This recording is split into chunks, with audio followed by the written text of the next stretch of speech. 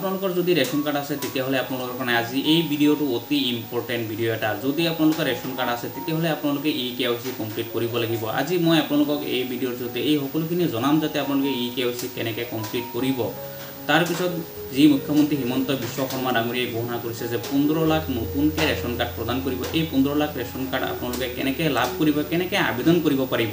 ঘৰত যদি আপোনালোকৰ মানুহ নাই তেতিয়াহ'লে আপোনালোকে KYC কেনেকৈ কৰিব, আপোনালোকৰ ৰেচন কাৰ্ডত কিমানজন মানুহ আছে, কিমানজনৰ মানুহৰ আপোনালোকে চাউল পাই আছিল, আজি সকলোখিনি আপোনালোকে এটাকৈ সকলোখিনি দেখুৱাই যাম, সকলোখিনি কম যাতে আপোনালোকৰ ৰেচন কাৰ্ড বাতিল নহয় বা আপোনালোকে নতুনকৈ আবেদনো কৰিব পাৰে, তাৰ লগতে আপোনালোকে KYC কমপ্লিট কৰিব পাৰে। এটা কথা জানে যে ৰেচন কাৰ্ডৰ দোকানীসমূহ ইতিমধ্যে বহুত এই ভুৱা ৰেচন কাৰ্ডসমূহ বন্ধ হ'ব পাৰে।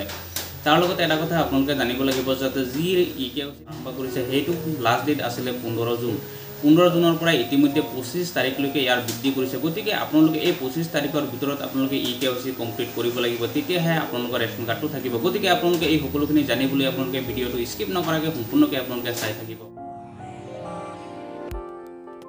এতিয়া প্ৰথমতে আপোনালোকে এটা কথা জানিব লাগিব, যদি আপোনালোকৰ হাতত ৰেচন কাৰ্ড আছে বা আধাৰ কাৰ্ডটো আছে তেতিয়াহ'লে আপোনালোকে প্ৰথমতে চেক কৰি চাওক যাতে আপোনালোকৰ যি ৰেচন কাৰ্ড আছে ৰেচন কাৰ্ডত মানুহ কিমানজন মানুহ আছে, কেইজন মানুহৰ আধাৰ ছেটিং হৈ আছে, এইখিনি জানিবলৈ প্ৰথমতে আপোনালোকৰ হাতত যদি মোবাইল আছে তেতিয়াহ'লে মোবাইলত আপোনালোকৰ যিটো প্লে ষ্ট'ৰ আছে, প্লে ষ্ট'ৰৰ পৰা মেৰা ৰেচন নামৰ এটা এপছ আছে, আপোনালোকে মেৰা ৰেচন নামৰ এপটো আপোনালোকে ডাউনলোড কৰি ল'ব।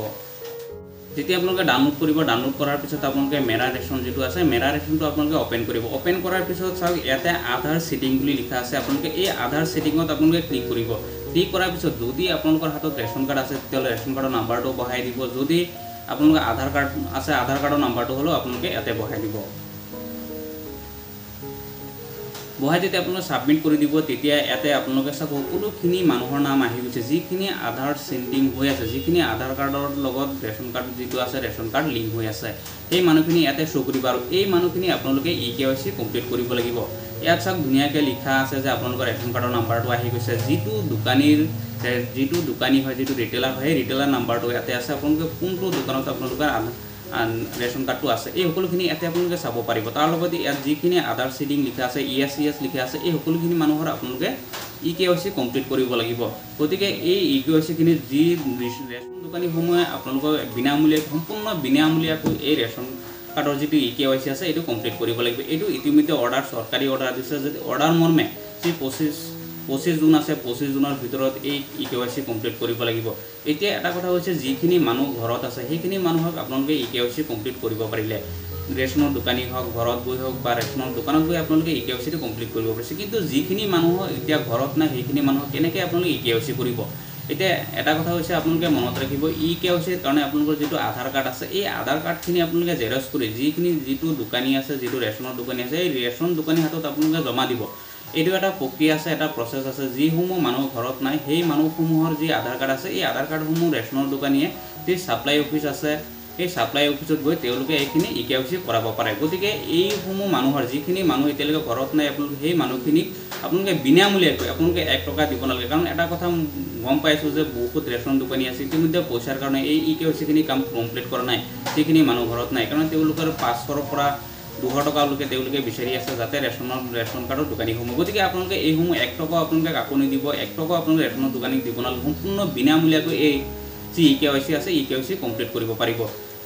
তাৰপিছত যদি কিবা কাৰণে আপোনালোকৰ এই মানুহ নথকা যিখিনি মানুহ ঘৰত নাই সেই মানুহখিনি যদি KYC কৰিব নিবিচাৰে বা তেওঁলোকে যদি টকা পইচা বিচাৰে তেতিয়াহ'লে মোক কমেণ্ট কৰি জনাব যাতে নেক্সট পৰ্যায়ত আপোনালোকে এইটো কেনেকৈ পদক্ষেপ ল'ব লাগে বা আপোনালোকে কি কৰিব লাগিব, তেতিয়াহ'লে আপোনালোকৰ KYC কমপ্লিট কৰিব তেওঁলোকে। মই নেক্সট ভিডিঅ'ত এই সম্পূৰ্ণখিনি আপোনালোকক জনাম যাতে যদি কিবা কাৰণে ৰেচন দোকানী আপোনালোকৰ KYC কমপ্লিট নকৰে আপোনালোকে কমেণ্ট কৰি মোক জনাব। তাৰপিছত আৰু এটা কথা হৈছে কি যদি আপোনালোকৰ KYC কমপ্লিট হৈ যায় তেতিয়াহ'লে আপোনালোকৰ যি ৰেচন কাৰ্ড আছে এই ৰেচন কাৰ্ডটো বাতিল নহয়, আপোনালোকে সেই মানুহখিনিকহে চাউল লাভ কৰিব। কাৰণ যদি আপোনালোকে KYC নকৰে, যিখিনি মানুহৰ KYC কমপ্লিট নকৰে সেই চাউল লাভ নকৰিব।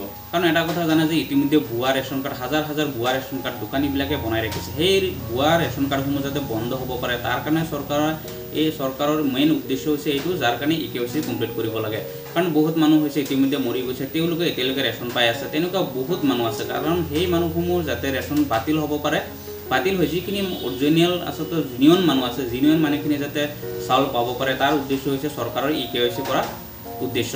গতিকে আপোনালোকে EKYCৰ 25 দিনৰ ভিতৰত আপোনালোকে কমপ্লিট কৰক ঘৰত মানুহ নাথাকাখিনি আপোনালোকে আধাৰ কাৰ্ডসমূহ জেৰক্স কৰি পেলাই ৰেচন দোকানীক দিয়ক ৰেচন দোকানী সেইসমূহ কাম কমপ্লিট কৰিব তাৰ পিছত আৰু এটা কথা আপোনালোকে মনত ৰাখিব যদি যি নতুন ৰেচন কাৰ্ডৰ কথা ইতিমধ্যে ঘোষণা কৰিছে মুখ্যমন্ত্ৰী হিমন্ত বিশ্ব শৰ্মাই সেই 15 লাখ নতুন ৰেচন কাৰ্ড দিব এই নতুন ৰেচন কাৰ্ডটো আপোনালোকে নতুনকৈ বনাব পাৰিব এতিয়া চাওক এই নতুনকৈ ৰেচন কাৰ্ড বনাবলৈ আপোনালোকৰ যি ৰেচন দোকানী আছে ৰেচনৰ দোকানীৰ ওচৰত ইতিমধ্যে ফৰ্ম আহিব এই ফৰ্ম অহাৰ পিছত আপোনালোকে এই ফৰ্মসমূহ ফিল আপ কৰি ৰেচনৰ দোকানীক হওক বা আপোনালোকৰ যিটো ব্লক আছে ব্লক বা পঞ্চায়তৰ অধীনত এইটো এটা টাৰ্গেট আহিব যে ইমান মানুহ এইটো পঞ্চায়তৰ আণ্ডাৰত ইমানখিনি মানুহে নতুনকৈ ৰেচন কাৰ্ড পাব গতিকে এইটো এটা কমিটি থাকে ব্লক পৰ্যায়ত হওক বা পঞ্চায়তৰ পৰ্যায়ত হওক এটা কমিটি থাকে এই কমিটিসমূহে এপ্ৰুভ কৰি পেলাই ফৰ্মখিনি দিয়ে তাৰ পিছতে সেইসমূহ ৰেচন কাৰ্ড লাভ কৰিব গতিকে আপোনালোকে ইমান ইমাৰ্জেঞ্চি কৰিব নালাগে আপোনালোকে জলদি কৰিব নালাগে এতিয়ালৈকে কোনো চৰকাৰী